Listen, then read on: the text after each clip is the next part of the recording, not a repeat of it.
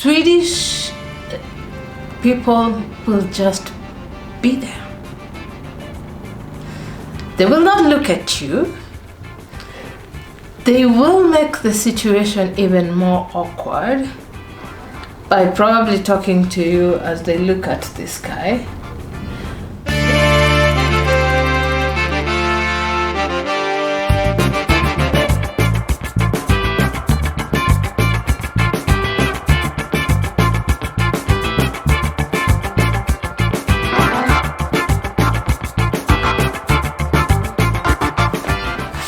Hello, and welcome back to Allen Nation. I'm your host, Kate. So, I have been reflecting a lot, after living in China now for close to a year. I'm gonna be a year old in China. Like, I will have lived in China for 1 year in December. Actually, I landed in this country last year, December 22nd. Yeah, so it's just a few weeks away. And as I was reflecting, I noticed that while China is very different, there are quite some similarities between Chinese culture and the Swedish culture. Yep. I know you're wondering, what does the far west, the free world, have in common with East Asia, China, with its reputation? I know. But let me tell you, I've lived in both countries. I have the answers. The first thing I noticed when I landed here was that people are shy. Yeah, Chinese people are shy. And that's the same thing with Swedes. They're shy. So the only difference with Chinese people, they will giggle. They will giggle about it because their shyness also makes them a bit uncomfortable. So during those awkward moments, they will giggle. Swedish people will just be there. They will not look at you. They will make the situation even more awkward by probably talking to you as they look at this guy. Oh my God, I don't know how to. Anyone who's dealt with shy Swedish people, there are Swedish people who are not shy at all, but the majority of them are very shy and a bit awkward, socially awkward. Now, while they do that, with Chinese people will giggle, and then they will still make you feel a bit uncomfortable, but at least it doesn't leave it in a situation where, did I do something wrong? You will be able to tell that, okay, that's just social awkwardness. Unlike Sweden, where you don't know whether you wronged them, you don't know whether they like you. It really does things to your self-esteem. As for the Chinese, you'll be able to tell this is the usual shyness. Then, the communication style. My God. Chinese people are not direct at all, and especially when it comes to saying no. That's not their strength. They will never say no, ever. I still don't have an explanation to this, but I know that now that I've lived with them, I know that when it's a no, everything is a yes. When you ask them something, can you do this, they will say yes.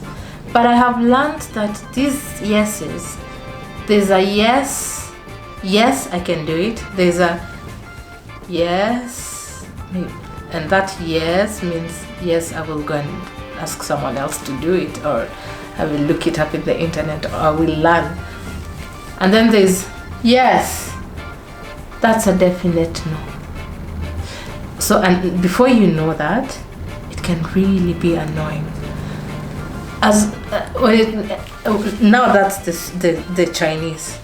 With the Swedes, goodness, it's not that they can't communicate directly and say things. Like, it's not like it's gonna make them look bad. I just don't know why. Because I would understand with the Chinese doing this is to save face. They have the save face culture. And maybe sometimes because they don't have a completely working system, maybe they do this so that they don't lose that relationship. With the Swedes, I don't think they care so much about relationships anyway. So why don't they say directly what they mean? Swedes, can you please answer this? Because I don't have an explanation. Please, if any Swede is watching this, please let me know on the comment section. Okay? Thank you. I still love you, my Swedes. You're my in-laws. I have your last name. Still love you. It's all love. I'm just trying to understand the culture. Okay? No bad intentions. Okay. Now, the other thing, the weather. While Sweden is a bit extreme, dark, constantly wet and mysterious, snowing, a few hours of daylight, especially during winter, China can really get cold. Some parts snow. I mean, at least we still get more hours of daylight. Right now it's fall, it's autumn, and it's still cold. And I feel like this is even worse because their cold is really dry. It's so dry, so you get dehydrated, and then it gets so chilly and gets down to the bone.